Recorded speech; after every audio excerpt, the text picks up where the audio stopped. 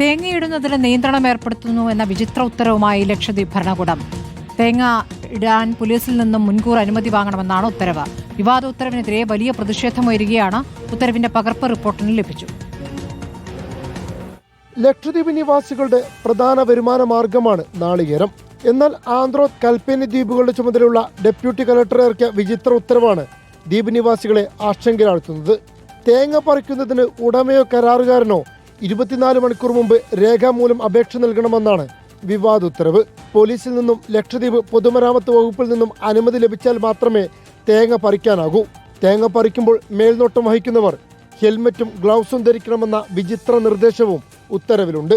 പറിക്കുന്ന തേങ്ങ താഴേക്കിടരുതെന്നും കയറിൽ കെട്ടി ഇറക്കണമെന്നുമാണ് ഉത്തരവിലെ മറ്റൊരു നിർദ്ദേശം.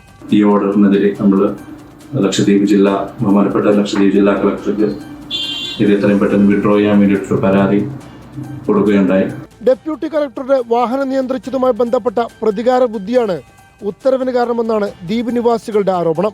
ഈ ഒരു കണ്ടീഷണൽ ഓർഡർ വെക്കാനുണ്ടായ കാരണം എന്തെന്ന് വെച്ചാൽ അദ്ദേഹം വരുന്ന വഴിയിൽ ഒരു പാവപ്പെട്ട മനുഷ്യൻ തേങ്ങ വലിക്കായിരുന്നു. ഈ ഇദ്ദേഹത്തിന്റെ സേഫ്റ്റിക്ക് വേണ്ടിയിട്ട് വണ്ടി നിർത്താൻ പറഞ്ഞു. ഇതിൽ ഈഗോ ഹാർട്ടായിട്ടുള്ള ഈ ഉദ്യോഗസ്ഥൻ ഇത്തരത്തിലുള്ള ഒരു കണ്ടീഷണൽ ഓർഡർ വെച്ച്. എന്നാൽ വിചിത്ര നിർദ്ദേശങ്ങൾ സുരക്ഷയ്ക്ക് വേണ്ടിയാണെന്നാണ് ഉത്തരവിലെ ന്യായീകരണം. Reporter Ashkar Ali Karimba, reporter, Malappuram.